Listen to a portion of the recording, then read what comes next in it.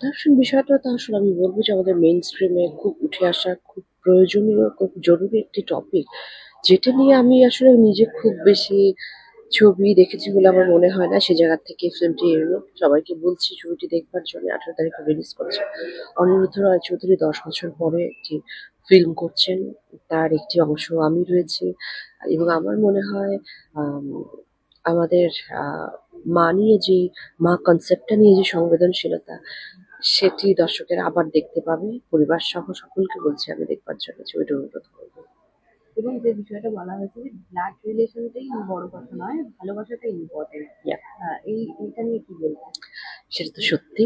সেটা বুঝবার জন্যে আমার মনে হয় দর্শকদের আরো হলে গিয়ে দেখা উচিত। কারণ আমি খুব খুলে সাবজেক্টটা নিয়ে বলতে পারছি না, কিন্তু এটা খুব ইম্পর্টেন্ট যে আম, আমাদের যে অ্যাডপশন কনসেপ্টটা, এটাকে খুবই খুবই নর্মালাইজ জায়গায় নিয়ে আসা খুব প্রয়োজন।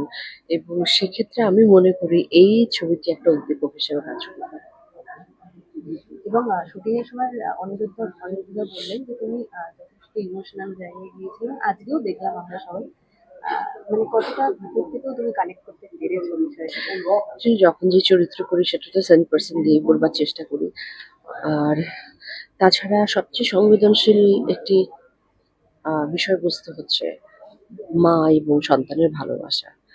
আমার নিজের মা আমার জীবনে সবচেয়ে বড় জায়গা দখল করে আছেন।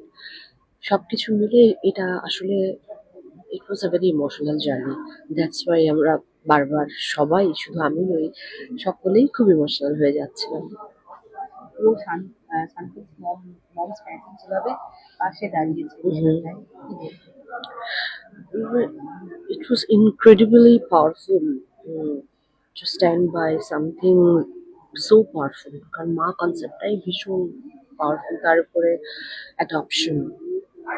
এবং আমি সেটাই বললাম যে পৃথিবীর সকল রকম মাদেরকে নিয়ে এমপ্যাথেটিক হওয়া আমাদের খুব জরুরি, খুব জরুরি।